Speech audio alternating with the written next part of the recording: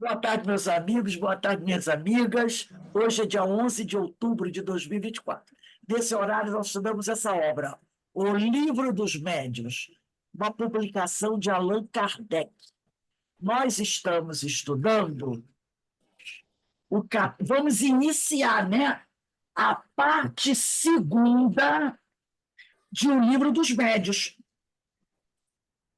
do capítulo 1, da ação dos espíritos sobre a matéria.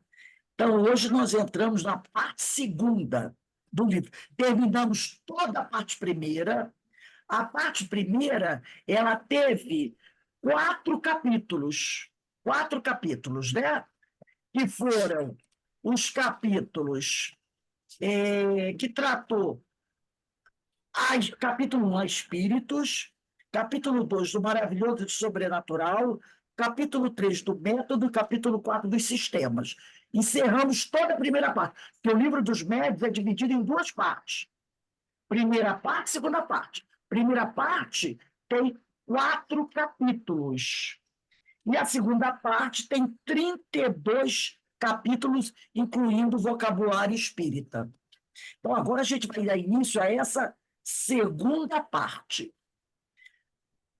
Capítulo 1, segunda parte. Antes de iniciarmos, vamos aqui fazer a nossa prece, né?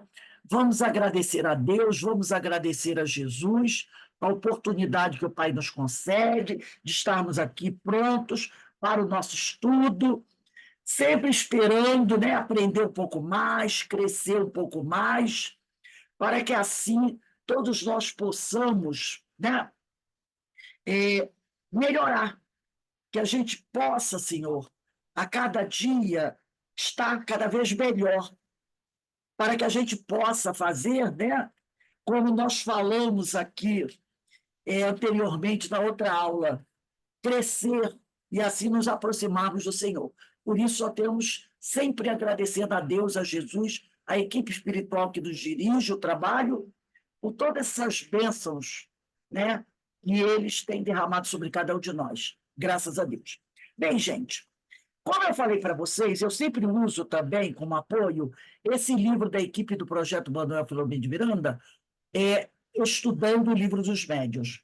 E aqui eles vão dar uma pequena explicação sobre o que é essa segunda parte de O Livro dos Médiuns. Eles dizem assim: a segunda parte do Livro dos Médiuns, composta de 32 capítulos, contém o segmento experimental propriamente dito do Espiritismo.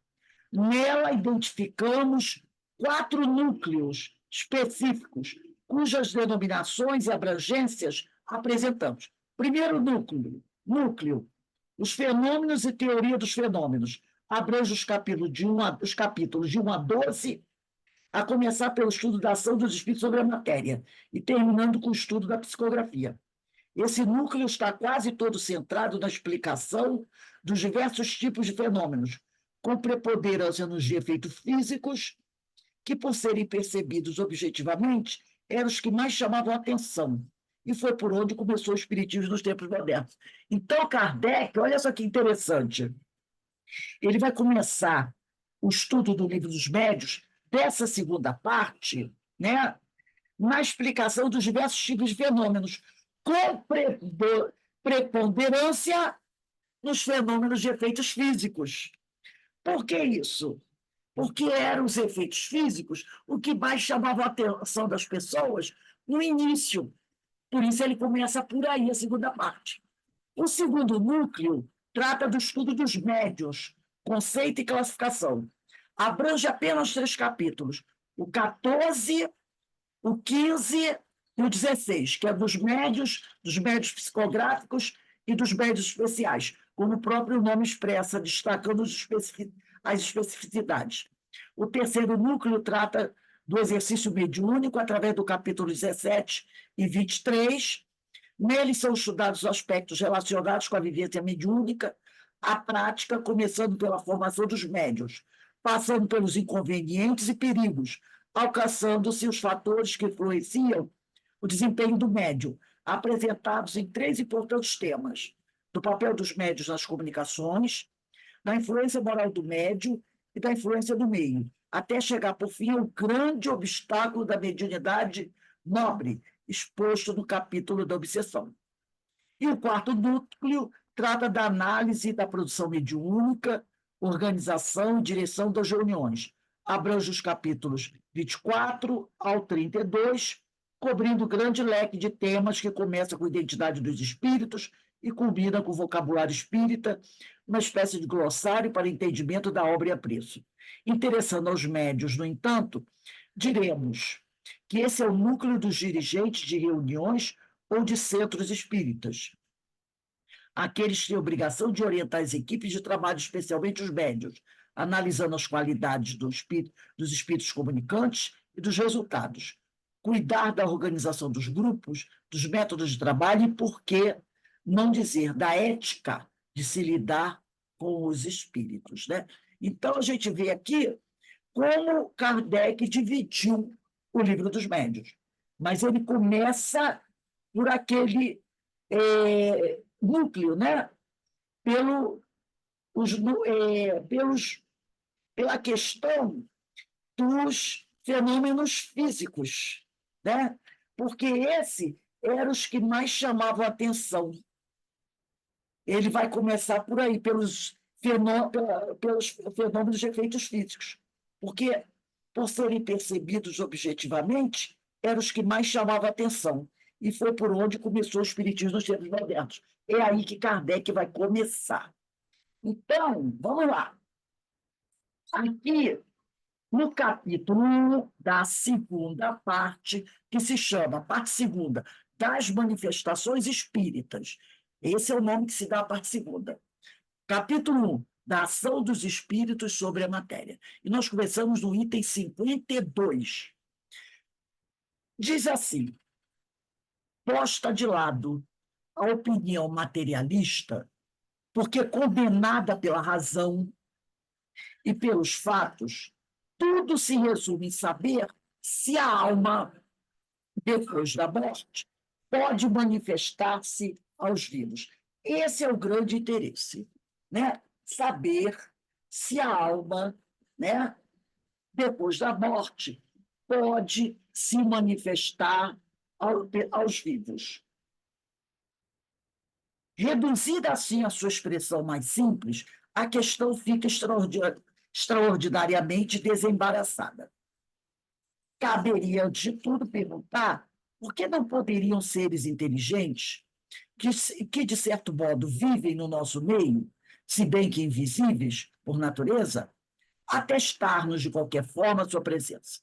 A simples razão diz que nisto nada absolutamente há de impossível, o que já é alguma coisa. Demais, esta crença tem a seu favor o assentimento de todos os povos, porque em todos os povos, né, o planeta Terra, desde os povos mais antigos até os povos atuais, nós sempre ouvimos falar que os mortos se comunicavam com os vivos, não é? Sempre ouvimos falar sobre isso.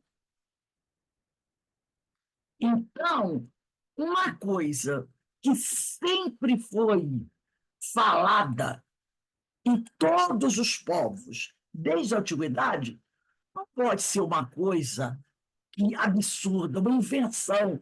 Nossa, isso, ó, há quantos anos o homem está sobre o planeta Terra?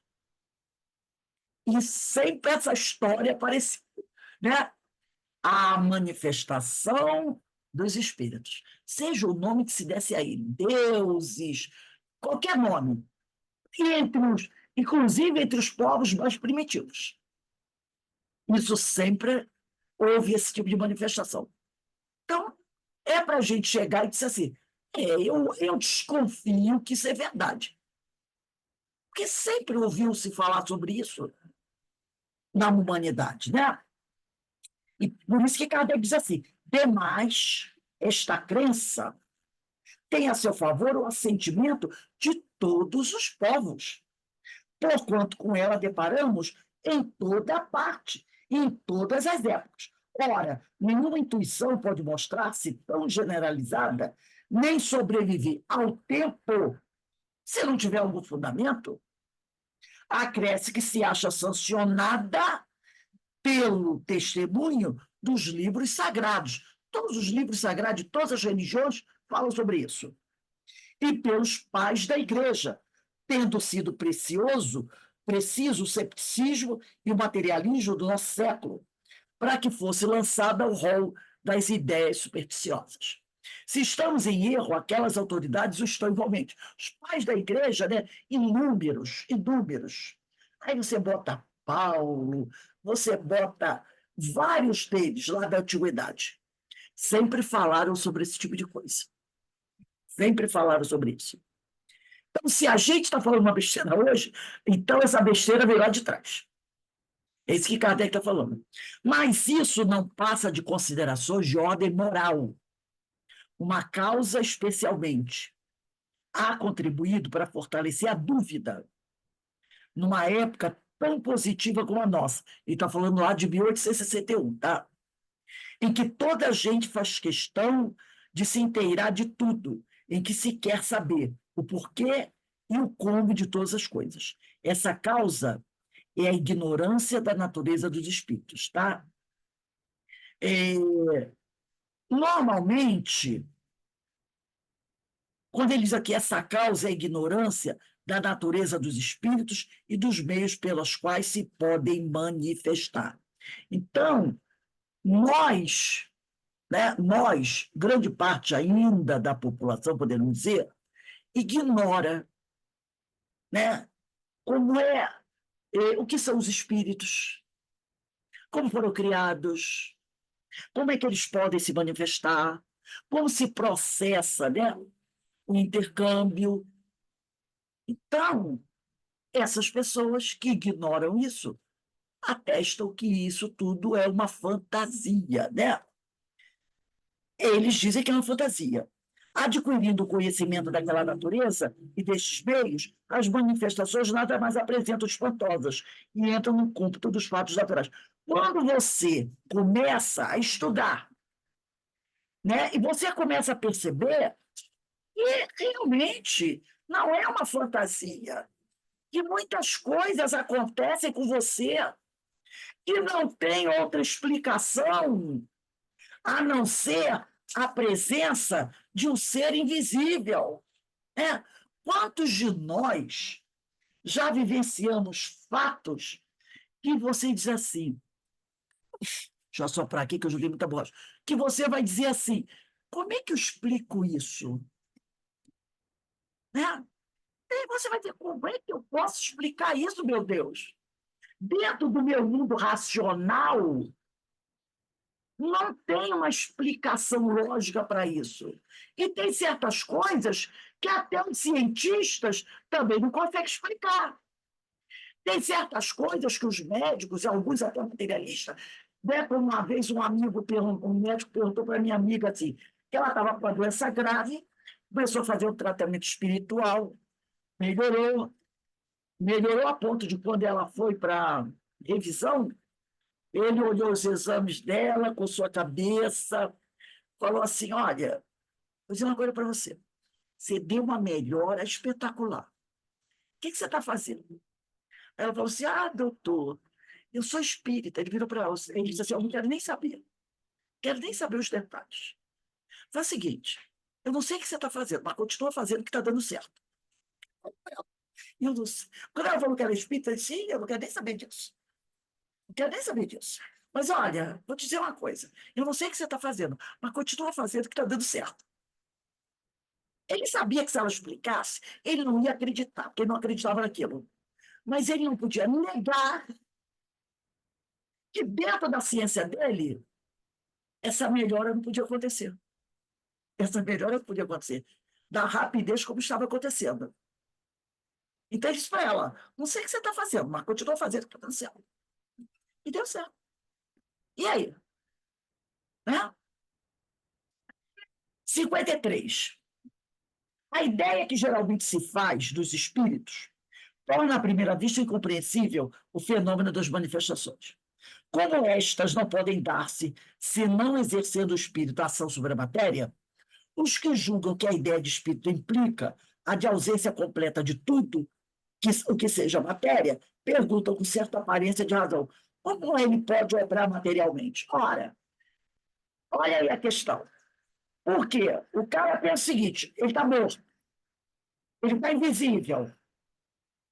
Então, ele, na cabeça da Schroeder, que não acredita em nada, ele perdeu a matéria. O mundo da matéria é isso daqui. Ele está a parte do mundo da matéria. Como é que ele pode obrar sobre a matéria? É a grande pergunta. O cara não morreu, não perdeu o corpo, não está na forma espiritual. O mundo da matéria não é o nosso. Como é que ele pode obrar sobre a matéria? Se onde ele vive não tem matéria. Mas quem disse que não tem matéria no plano espiritual? Nós conhecemos o fluido. É matéria. Então, eles pensam o quê? Você que está encarnado pode obrar sobre a matéria. Que a matéria está aqui, eu posso pegar. Mas o desencarnado não tem matéria. Então, ele não pode obrar sobre a nossa matéria. Então, isso não existe. Mas ele pode obrar sobre a matéria. Sobre outra matéria. Outro tipo de matéria. Não essa que nós conhecemos. Então, nós sabemos que tem vários tipos de matéria. Mas quem está aqui encarnado pensa o quê? Que só existe esse tipo de matéria. Mas a gente sabe que não é verdade. Que existem outros tipos de matéria. E a ciência sabe disso. A ciência sabe disso. Tá? Então, ele diz aqui, como estas não podem dar-se, se não exercendo espirituação sobre a matéria, os que julgam que a ideia de espírito implica a de ausência completa de tudo que seja matéria, porque eles pensam assim, espírito não tem nada a ver com a matéria, mas eles não conhecem o perispírito, que é um tipo de matéria, e que está ligado ao espírito. Eles não conhecem perispírito. Eles pensam espírito daquela forma que a gente não pode conceber, que é o espírito separado da matéria. Não se pode conceber espírito separado da matéria. Porque todo espírito, seja ele místico ou primitivo, ele está ligado à matéria, que é o seu perispírito. É o seu perispírito. Então, o espírito está ligado à matéria. Mas a ideia que eles têm é que o espírito não tem nada a ver com a matéria. Está totalmente separado da matéria.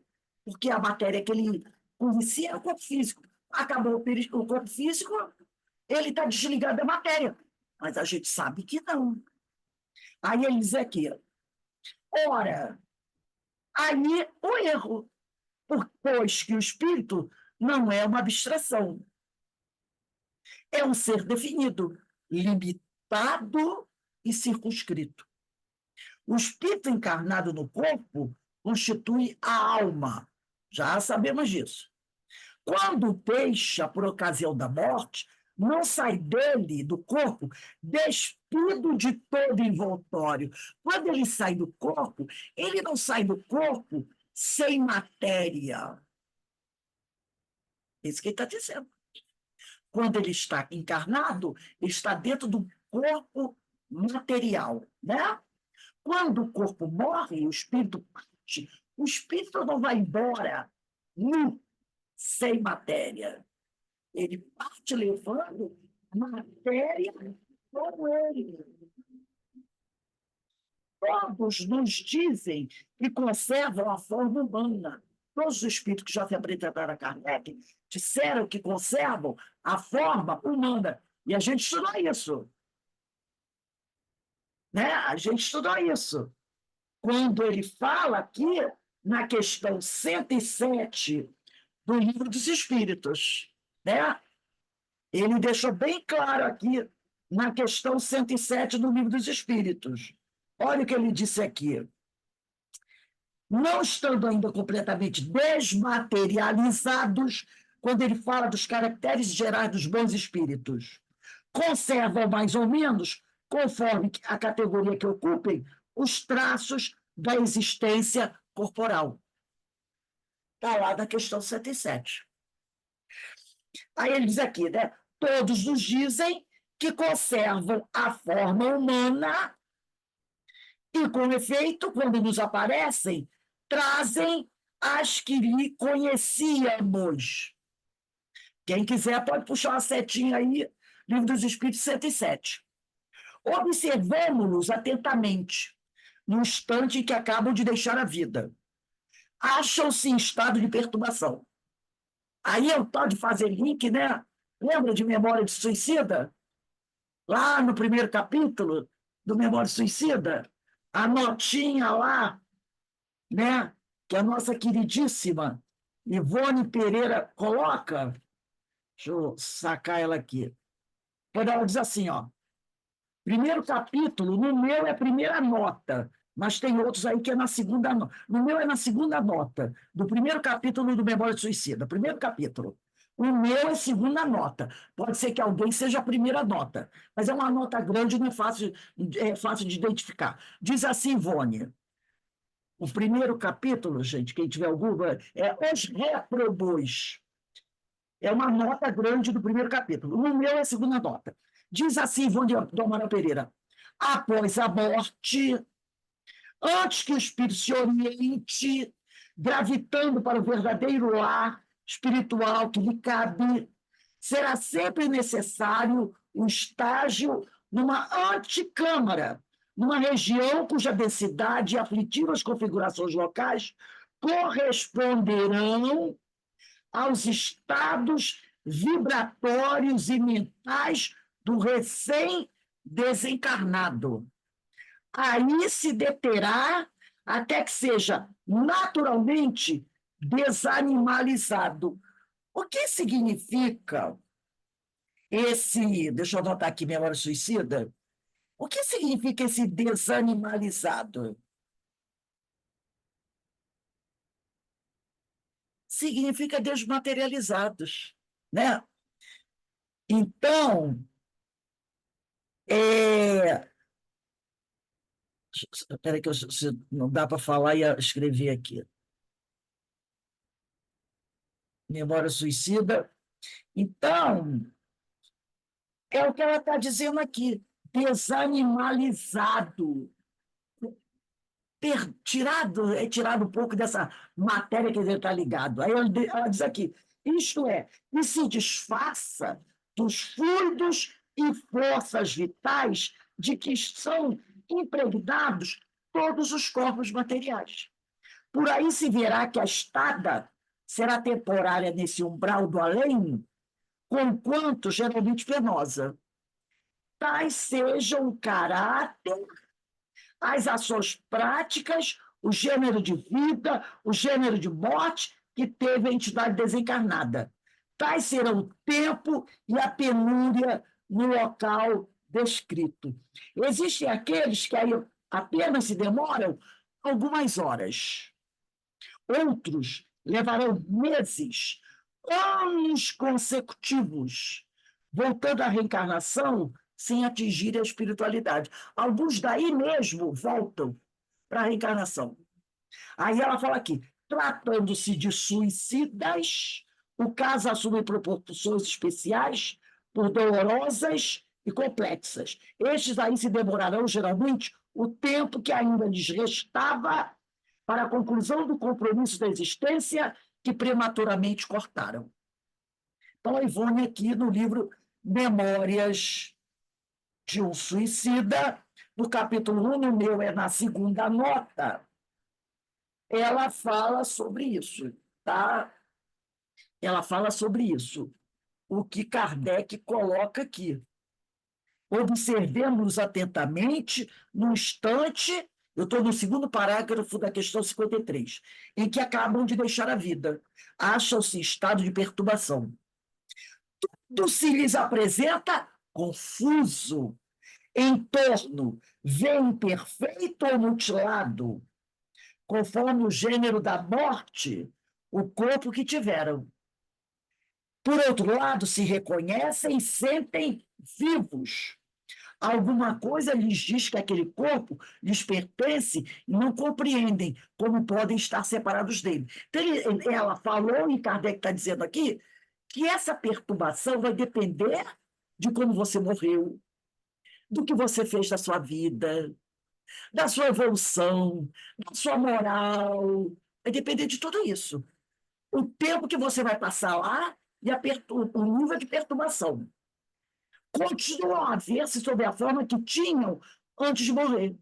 E esta visão, em alguns, produz, durante certo tempo, singular ilusão. A de se crerem ainda vivos. Né? Olha como ela falou aqui da questão dos suicidas. Ela falou aqui da questão dos suicidas. Né? Alguns, né, ainda se creem vivos. O suicida muitas vezes se crê vivo aí. Né? Aí ele continua aqui.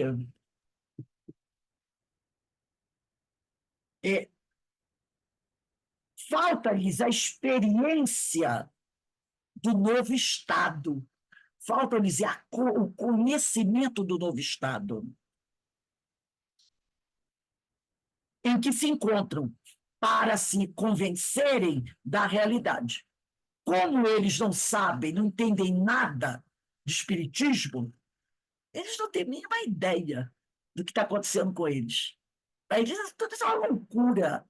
Por isso que nós precisamos conhecer, para não ter essas surpresas. Né? Aí ele diz aqui, passado esse primeiro momento de perturbação, como disse Ivone, o corpo se lhes torna uma veste imprestável, de que se despiram e de que não guardam saudades. Que aí eles veem o corpo deles se entrando em decomposição. Aquilo presta para quê? Para nada. No caso daquela criatura que desencarnou com muita dor, muito sofrimento, para ele, para que aquele corpo serve? Para nada. Só trazia dor para ele, né? Dor, dor, dor, ele não quer mais aquela dor. Aí ele diz aqui: sentem-se mais leves e como que aliviados de um fardo. Não mais experimentam as dores físicas e se consideram felizes por poderem elevar-se, transpor o espaço, como tantas vezes o fizeram em sonho, quando vivos. Aqui é a notinha de Kardec. Quem se quiser reportar tudo o que dissemos em o livro dos Espíritos sobre os sonhos e o estado do espírito durante o sonho, estudem lá do livro dos Espíritos das questões 400 a 418. Conceberá que esses sonhos que quase toda a gente tem, em que nos vemos transportados através do espaço, e como que voando, são mera recordação do que o nosso espírito experimentou quando durante o sono deixara momentaneamente o corpo material, levando consigo apenas o corpo fluídico, o que ele conservará depois da morte. Então está aqui. O que ele conservará depois da morte. Esses sonhos, pois, nos podem dar uma ideia do estado do espírito, quando se houver desembaraçado dos entraves que o retém preso ao sono. Aí ele vai dizer aqui, deixa eu ver onde eu parei, né? Entretanto, malgrado a falta do corpo, quer dizer, o desprazer, a chateação, comprovam suas personalidades. Tem uma forma, mas que os não importunam nem os embaraçam. Então, depois que ele o sujeito desencarna, ele percebe o quê? Peraí, a minha personalidade está aqui. Né? Eu sou o imperador, eu sou fulano de tal. Ele percebe que aquilo que ele era, personalidade, está íntegra. Está íntegra. Eu sou quem eu sou. Então, entretanto, malgrado o desprazer, né, de não ter mais o corpo, eles comprovam suas personalidades. Poxa, eu não tenho mais meu corpo. Isso é chato, porque com o meu corpo eu fazia um monte de coisa. Mas eu estou aqui, eu sou eu. Eu sou eu. tá? Comprovam suas personalidades. E percebem que eles têm até uma forma física, mas essa forma não me importuna, não me embaraça. Eles têm, finalmente, a consciência de seu eu e de sua individualidade. Olha nós aqui outra vez. Que devemos concluir daí? Pergunta Kardec. Que a alma não deixa tudo no túmulo. Ela não deixa tudo no túmulo. Ela deixa o que não vai precisar mais, que é o corpo físico. Que leva consigo alguma coisa, que é muito importante. Euzinha, Euzinha, Vivinha da Silva. 54. Numerosas observações e fatos irrecusáveis, de que mais tarde falaremos, levaram à consequência de que há no homem três componentes. Um, alma ou espírito, princípio inteligente, onde tem sua sede o senso moral. Tá? O corpo, invólucro grosseiro material, de que ele se revestiu temporariamente em cumprimento de certos desígnios providenciais. E o perispírito, envoltório fluídico, semimaterial, que serve de ligação entre a alma e o corpo. Tá? Alguns autores fazem uma puxadinha aí para o quarto elemento. Quarto elemento. Eles falam, né? Porque aqui ele coloca o quê? O espírito, o perispírito e o corpo físico. Pensando no ser tridimensional. Mas nós já falamos do ser, né, tetradimensional. Vamos pensar em conjunto completo. Conjunto completo. Corpo, perispírito, né? E o espírito. Mas você está encarnado. Você está encarnado. Então, você tem o seu corpinho físico. Você tem. E no seu corpinho físico está o quê? Você está encarnado. A personalidade. A personalidade. Não é? Essa personalidade aqui, com corpo e perispírito. Mas essa personalidade é o espírito? Essa personalidade é o espírito? Espírito é multidão. O espírito é outro departamento. É. Entendeu? Por isso eles dizem tetradimensional. O espírito é uma coisa. Perispírito, corpo físico. E quando esse espírito se liga ao corpo físico, surge o quarto elemento, a personalidade. Cada reencarnação é uma personalidade. Essa personalidade só surge quando você encarna. Porque quando você desencarna, só para os em desequilíbrio a personalidade permanece. Não é? Porque no correto, no ideal, é que a personalidade desapareça. E o espírito imortal ressuscite, né? Livre de todas aquelas coisas da personalidade. Mas quando o espírito encarna, surge a personalidade. Aí, muitas vezes, a pessoa diz assim: nossa, meu papai tinha um jeito de ser. Meu papai tinha um jeito de ser, mamãe tinha um jeito de ser. Aí, mamãe morreu, papai morreu, mandou uma carta psicografada. Depois de um certo tempo no plano espiritual, passar esse período de perturbação.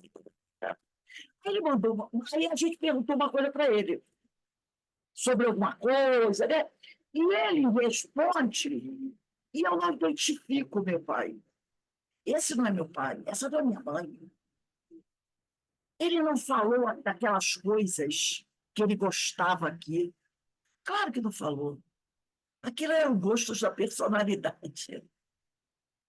Da personalidade. Se o espírito é equilibrado, quando ele vai embora, as coisas da personalidade ficam. Ah, papai adorava carros, dirigir carros. Papai não falou nada sobre carros. Não é meu pai. Mas agora, a personalidade já era. Então, os interesses do espírito não são mais os mesmos da personalidade. Entendeu? E quando você, muitas vezes, desdobra, vai para o plano espiritual, se você é um espírito já bem resolvido, lá no plano espiritual, muitas vezes, você vai fazer coisas, vai se interessar por coisas que aqui, quando você está encarnado, você não se interessa. Às vezes, você encarnado adora fazer um trabalho, eu adoro esse trabalho. Aqui eu estou encarnado. Aí você desdobra no sono, vai para o plano espiritual, se entretém com outra coisa, totalmente diferente. Porque aquele interesse aqui da Terra é da personalidade, não é do espírito. Não é do espírito. Mas essa ideia, essa análise que foi feita pelo Hermínio, que foi feita pelo Hernando de Guimarães Andrade, veio mais tarde, tá? Kardec não entrou nessa seara, que ia ficar complicado. Ia ficar complicado. Mas quem quiser estudar sobre isso, pega aquele livro Espírito pelo Espírito, corpo pelo Espírito e Espírito, do Hernando Guimarães Andrade. Ele tem até a capa azul, né? Espírito pelo Espírito, é um negócio assim, o nome do livro, é que ainda não está aqui. É Espírito, Perispírito e Corpo Físico, um negócio assim, do Hernando Guimarães Andrade. Né? Ele trata disso muito bem. E o Hermínio fala disso muito bem. Tá? E Kardec aqui ficou nesses três, apresentando esse esquema tridimensional. Mas eles já entram no esquema tetradimensional, falando desse tipo de coisa. Né? Então, ele diz aqui, a morte é a destruição, ou antes, a desagregação. Ah, eu faltei aqui no anterior, esqueci de ler o terceiro item, que ele dizia o corpo invólucro grosseiro material de que o espírito se revestiu temporariamente em cumprimento de certos desígnios providenciais. Terceiro, o perispírito envoltório fluídico semimaterial, serve de ligação entre alma e o corpo. A morte é a destruição, ou antes, a desagregação do envoltório grosseiro, do invólucro que a alma abandona. Reparou? Ele falou, a alma abandona. E ele fazia essa diferença entre espírito e alma, tá? Que a alma abandona. Que assim fica sempre com o envoltório, que é o seu perispírito. Este último, ainda, esse último é o perispírito. Ainda que fluídico, etéreo, vaporoso, invisível, para nós, em seu estado normal, não deixa de ser matéria.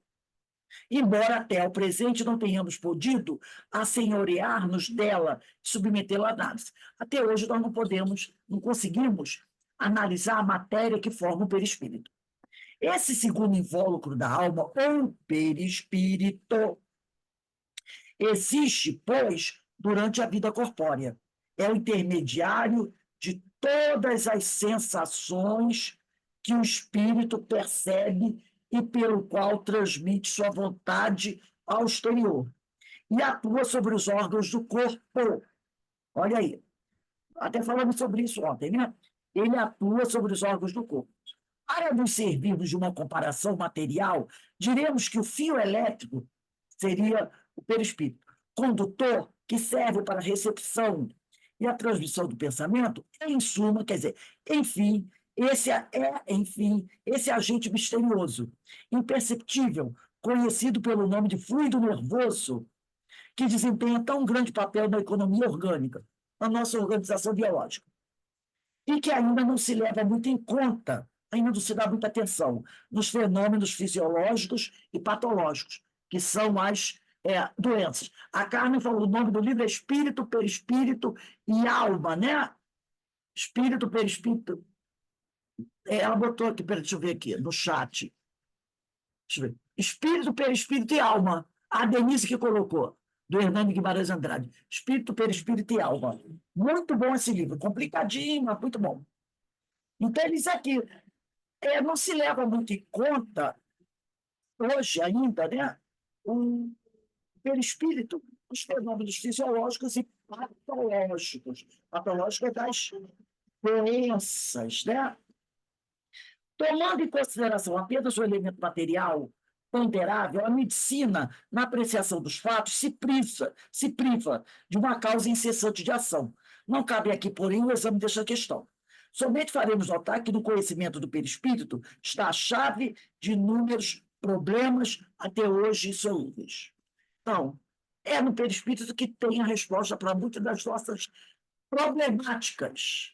Mas, como não se dá muita atenção a ele, isso fica para depois. O perispírito não constitui uma dessas hipóteses de que a ciência costuma valer-se para a explicação de um fato. Sua existência não foi apenas revelada pelos espíritos, resulta de observações, como teremos ocasião de demonstrar.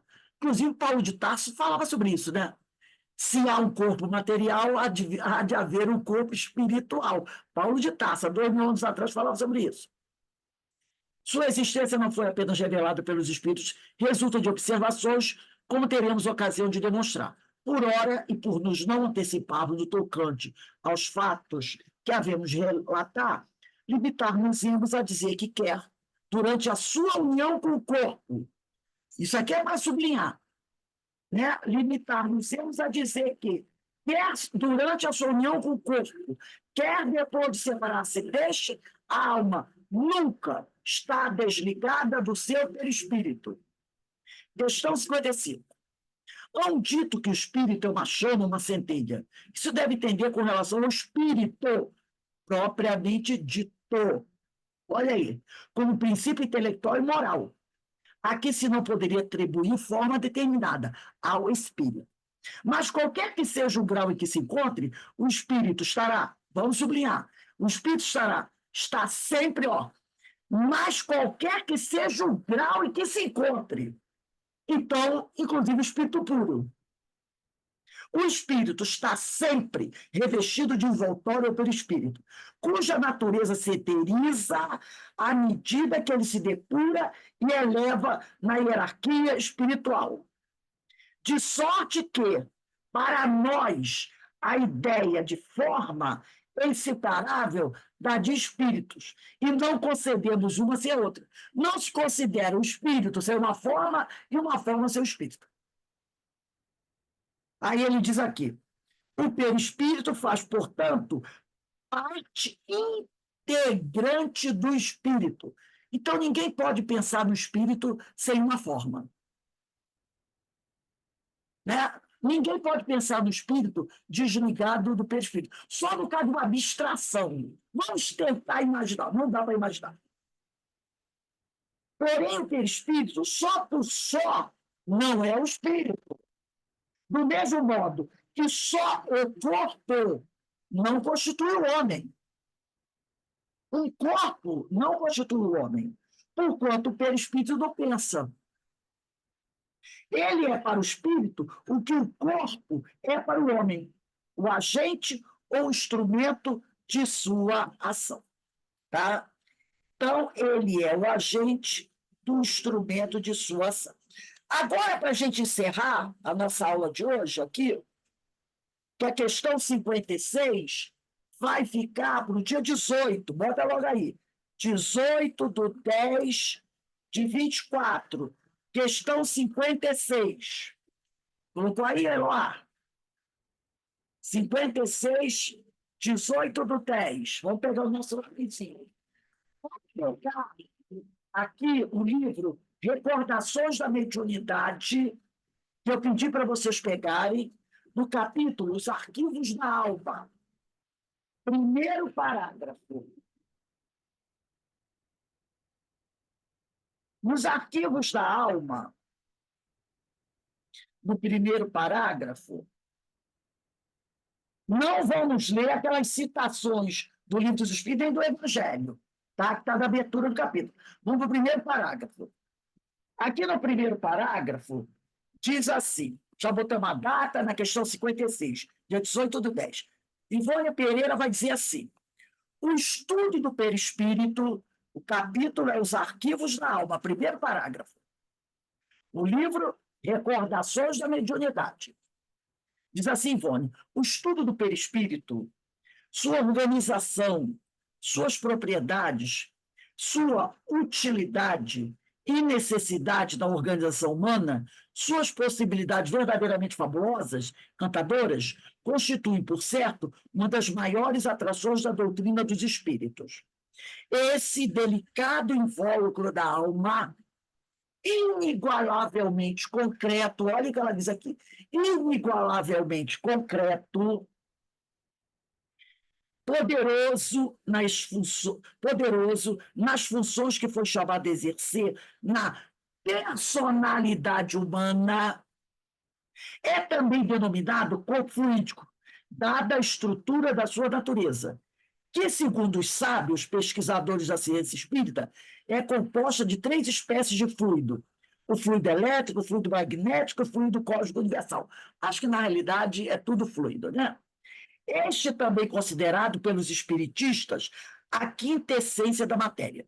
Esse corpo fluídico da alma, pois que jamais a abandona, foi o que nós lemos nos livros dos médios, itens 54 e 55.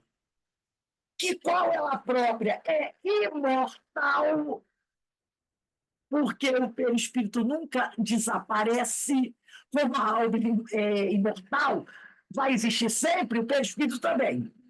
Mas não imutável. O perispírito não é imutável, pois evolui, conforme o espírito evolui. Se o espírito evolui, o perispírito evolui também, né? Melhora de qualidade. Então, ela diz, pois evolui, partindo dos graus primitivos até galgar os pináculos da superioridade, seguindo o mesmo trajeto glorioso daquela essência divina, ou seja, da alma. Então, a alma começou lá, como primitivo, e vai a se tornar espírito crístico. O perispírito também vai evoluindo, né? Aí ela diz aqui, esse admirável corpo intermediário que tanto participa do fluido imponderável, aquele que você não pode medir, que você não pode pegar, que você não pode tocar, como da matéria sublimada, né? Que tanto participa do fluido imponderável, como da matéria sublimada, a quintessência, o perispírito, chamado também mediador plástico, é também o transmissor das vontades da alma, ou ser inteligente. A ação da matéria humanizada, o corpo físico humano, é a sede das sensações que agitam nossas sensibilidades, sensações que, tanto mais amplas, serão quanto mais ele próprio progrida. Esse corpo celeste, como definiu o grande Paulo de Tarso, que ele disse, se há um corpo material, também há um corpo celestial, há um corpo espiritual, né? Esse corpo celeste, como tanto definiu o grande Paulo de Tarso, corpo astral do enunciado dos orientalistas, tão indispensável à alma para os fins da reencarnação, de onde lhe advém a confirmação do progresso. O perispírito forma, é esteio e mantém e conserva a própria estrutura do corpo carnal, conservando a personalidade detida na carne. Ele conserva a personalidade presa à carne. Pensamento, vontade, memória, fisionomia, etc. Enquanto as células humanas sofrem as variadas renovações periódicas, além de outras singulares propriedades, possui também uma das mais importantes, que a mentalidade humana poderia conceber, consoante o provaram numerosas experiências científicas. Ele arquiva em seus refolhos corpo mental, como que superpostos em camadas vibratórias. Olha o que Ivone está dizendo para a gente. Verinha, tu não tem esse livro, não? Ah, adquire, Verinha, esse livro é muito importante. Vê se dá um jeitinho aí, porque ele é muito importante. Então, ele diz aqui, ó, ele arquiva em seus refolhos, no corpo mental, como que superpostos em camadas vibratórias, todos os acontecimentos, todos os fatos, atos, sensações e até os pensamentos que tenhamos produzido através das nossas imensas etapas evolutivas. Então, olha o que ela diz aqui. Isso aqui é quase como uma revelação que a Ivone traz para a gente, né? Ela diz que esse perispírito arquiva em seus refolhos, em seu interior, do corpo mental, como que superpostos em camadas vibratórias, todos os acontecimentos, todos os fatos, atos, sensações e até os pensamentos que tenhamos produzido através das nossas imensas etapas evolutivas, através de todas as nossas reencarnações. Está tudo registrado. Nada foi perdido. E aqui ela vai encerrar dizendo assim, referindo-se a esse magnífico envoltório intermediário, explicam os grandes mestres da doutrina espírita. Como Carvalho, que guarda em si os sinais de seus desenvolvimentos anuais, escreve Leon Denis no capítulo 23 do livro Depois da Morte. Assim também o perispírito conserva, sob suas aparências presentes, os vestígios das vidas anteriores, dos estados humanos e espirituais, sucessivamente percorridos.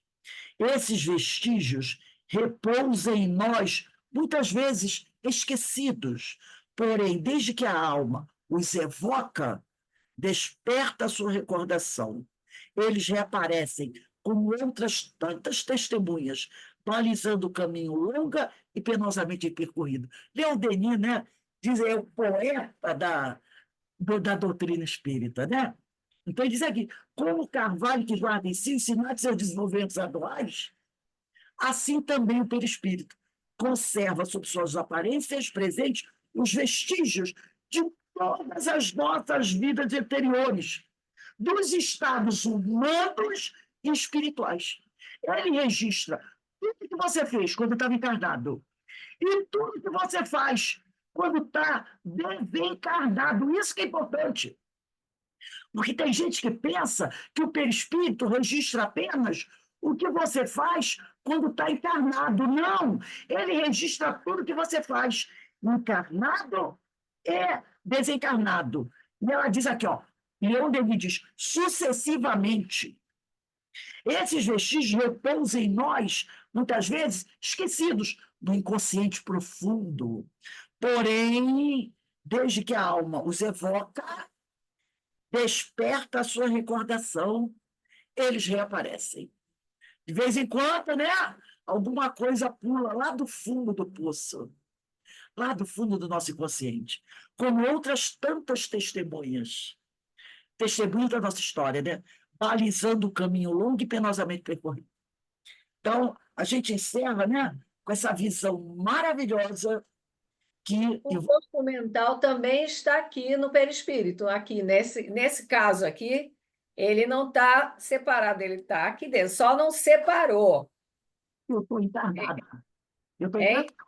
Eu sou encarnada. Ele está Tá ligado. bom. Meu espírito. Eu estou aqui, ó, o complexo é esse aqui. Espírito, alma presa, encerrada no corpo físico. Meu corpo mental está aqui, está comigo. Quando eu desdobro no sono, o corpinho fica. Para onde? Com quem o corpo mental vai?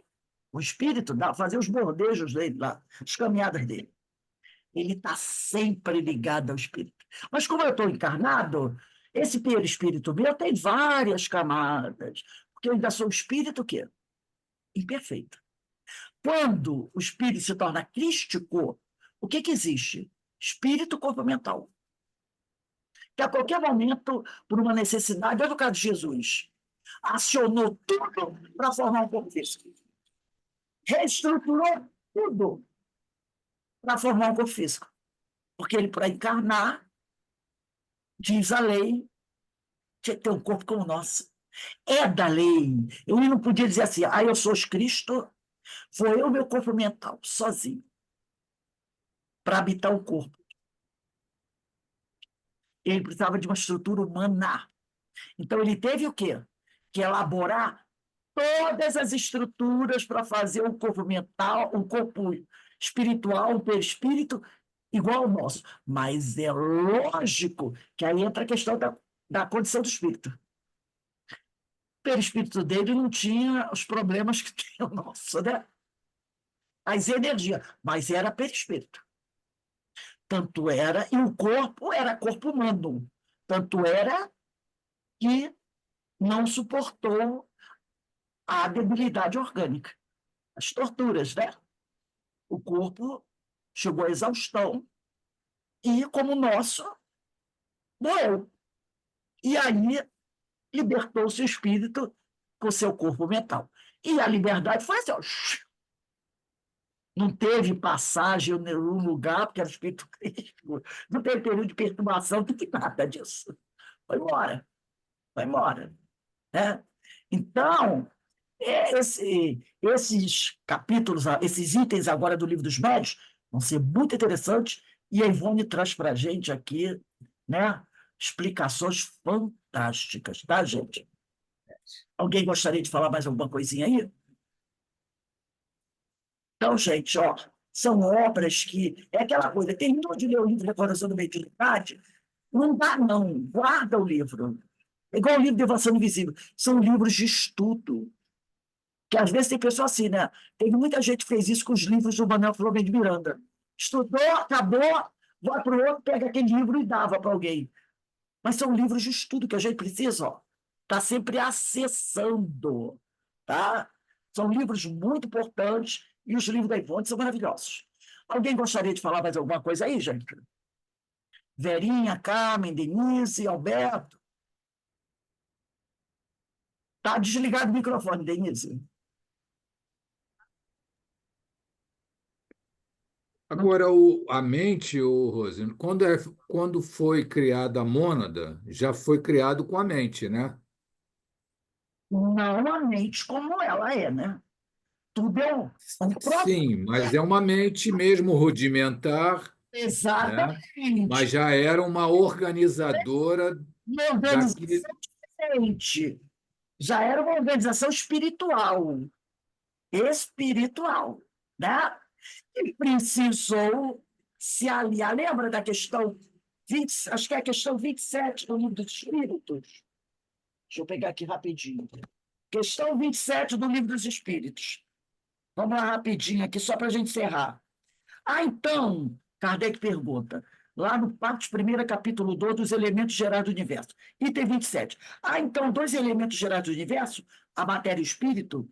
Sim, dizem os espíritos. E, acima de tudo, Deus, o Criador, o Pai de todas as coisas. Deus, espírito e matéria constituem o princípio de tudo que existe, a trindade universal. Mas ao elemento material, se tem que juntar o fluido universal. Ao elemento material. Precisa se juntar ao fluido universal, que desempenha o papel intermediário entre o espírito, esse espírito é com letra minúscula, princípio inteligente, e a matéria propriamente dita, por demais grosseira para que o espírito possa exercer ação sobre ela. Embora, de certo ponto de vista, seja lícito classificá-lo, o fluido, com o elemento material, ele se distingue por propriedades especiais. Esse fluido não tem as características da matéria propriamente dita. Tá? Se o fluido universal fosse positivamente matéria, como nós conhecemos, razão não haveria para que também o espírito não fosse. Está colocado entre o espírito e a matéria. Espírito com letra minúscula. É fluido como a matéria é matéria, insuscetível pelas suas inúmeras combinações com esta matéria, e sob a ação do princípio inteligente, que é o espírito, de produzir a infinita variedade das coisas de que apenas conhecendo uma parte mínima. Esse fluido universal, ou primitivo ou elementar, sendo o agente de que o espírito, princípio inteligente, se utiliza, é o princípio sem o qual a matéria estaria em perpétuo estado de visão e nunca adquiriria as qualidades que a gravidade dá.